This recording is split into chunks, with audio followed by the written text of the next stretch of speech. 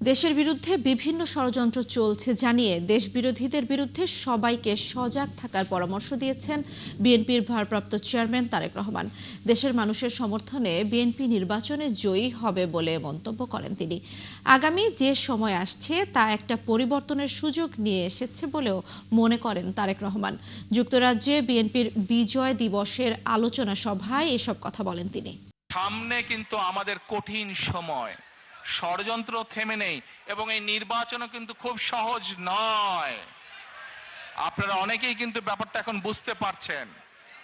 1 বছর আগে যা বলেছিলাম সেটা কিন্তু হচ্ছে এখন। আমি আবারও বলছি, সামনের সময় কিন্তু খুব সুবিধার না, কাজেই সকলকে ঐক্যবদ্ধ থাকতে হবে।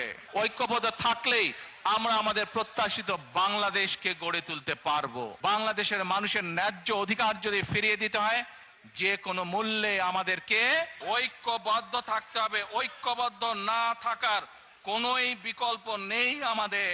এই আগামী নির্বাচন কিন্তু কোনো এক্সপেরিয়েন্সের বিষয় না, এক্সপেরিমেন্টের বিষয় না। এই সুযোগটা আমাদের কাজে লাগাতে হবে, এইটিকে সদ্ব্যবহার করতে হবে। আপনারা দয়া করে দোয়া করবেন, দেশনেত্রী খালেদা জিয়ার জন্য দোয়া করবেন, দোয়া করবেন। আপনাদের সামনে যে পরিকল্পনা তুলে ধরেছি, আল্লাহ যাতে আমাকে তৌফিক দেন দেশ এবং দেশের মানুষের জন্য সেই কাজগুলো যাতে সম্পূর্ণ করতে পারি।